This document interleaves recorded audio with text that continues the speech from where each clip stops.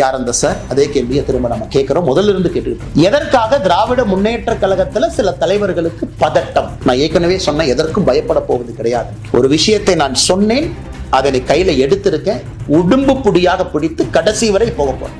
எதற்காக 24ஆம் தேதி கைது செய்யப்பட்ட ஞானசேகரன் கோட்டூர் போலீஸ் ஸ்டேஷன்ல இருந்து எதற்காக வெளியே விடப்பட்டார்? தமிழகத்தினுடைய சுகாதாரத்துறை அமைச்சர் அண்ணன் மா சுப்பிரமணியம் அவர்களும் கோட்டூர் சண்முகமும் பேசுறாங்க. இது எல்லாம் நம்ம நல்லா புரிஞ்சுக்கணும். எதற்காக, யாரை காப்பாத்துறதுக்காக இவ்வளவு பதட்டம்? காவல்துறை கூட்டிட்டு போறாங்க, காலையிலிருந்து பேசுறாங்க, மா சுப்பிரமணியம் பேசுறாங்க, தமிழகத்தினுடைய சுகாதாரத்துறை அமைச்சர் காவல்துறை அதிகாரிகிட்ட பேசுறாங்க. அந்த 24th night is the most crucial night. காரணம், எவிடன்ஸ் அளிக்கப்படுது, பல விஷயங்கள் நடந்திருக்கிறது. அங்கதான் யார் அந்த சார் ஒளிஞ்சிருக்கிறார். டிசம்பர் 23ஆம் தேதி 2024 அண்ணா பல்கலைக்கழகத்துல அங்கே படித்துக் கொண்டிருக்கக்கூடிய சகோதரிக்கு மிக மோசமான, கோரமான ஒரு பாலியல் வன்கொடுமை நடந்தது நமக்கு தெரியும்.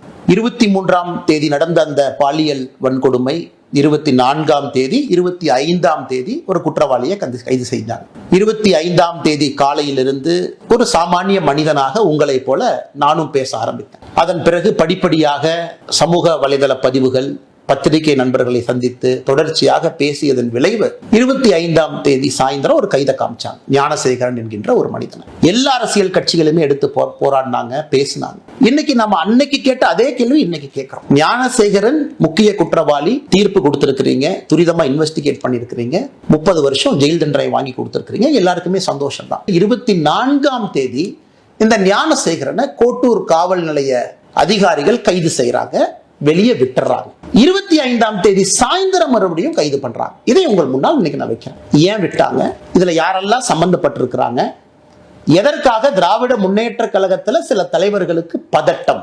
எவிடன்ஸை எங்கெல்லாம் அளித்திருப்பதற்கான வாய்ப்பு இருக்கு. நான் இன்னைக்கு தொடர் கேள்விகள் திமுக அரசு, குறிப்பாக முதலமைச்சர்கிட்ட கேட்கிறேன். முதலமைச்சர் வீட்டுல பெண் குழந்தைகள் இருக்கிறாங்க. ஐயா மு.க. ஸ்டாலின் வீட்டுல பெண் குழந்தைகள் இருக்கிறாங்க. இன்னைக்கு அவர் நேரடியா நம்ம கிட்ட சொல்ல வேண்டிய கடமை கட்டாயம் அவருக்கு இருக்கு. காவல்துறையின் மீது பெரும் மதிப்பு நான் வைத்திருக்கின்றேன், எல்லாருக்கும் தெரியும். அன்னைக்கு அந்த காவல்துறை அதிகாரினுடைய பெயரையும் அவர் பதவியும் அவருடைய மொபைல் நம்பரை இன்னைக்கு நான் வெளியிடல. 48 மணி நேரம் கழித்து அரசு என்ன பதில் சொல்றாங்கன்னு பார்த்துட்டு நான் வெளியிடுறேன். 8:55க்கு காவல்துறை அதிகாரிக்கு செஞ்ச முதல் போன் கால் எதற்காக?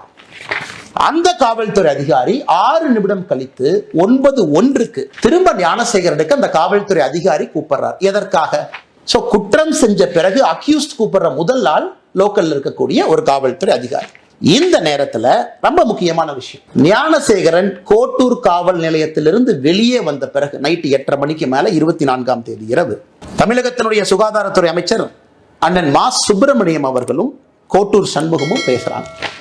இது கோட்டூர் சண்முகத்தினுடைய சீரியாரை பார்த்தீங்கன்னா, ஞானசேகரன் வெளியே வந்ததுக்கு அப்புறம் கோட்டூர் சண்முகத்தினுடைய பிஹேவியரல் பேட்டர்ன் மா சுப்பிரமணியத்தை கூப்பிடுறாங்க. 8:30 மணிக்கு பேசுறாங்க.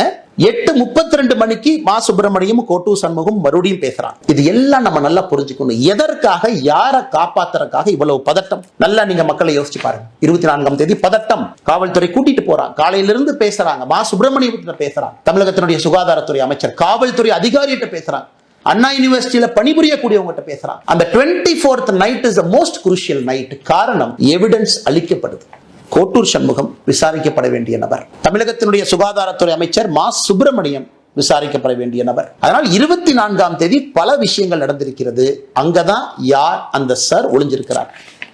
அதனால் இது தொடரும். நான் ஏற்கனவே சொன்ன, எதற்கும் பயப்பட போவது கிடையாது. ஒரு விஷயத்தை நான் சொன்னேன், அதனை கையில எடுத்திருக்கேன், உடும்பு புடியாக பிடித்து கடைசி வரை போக போறேன். அதனால் முதலமைச்சர் அவர்களே பதில் சொல்லுங்க.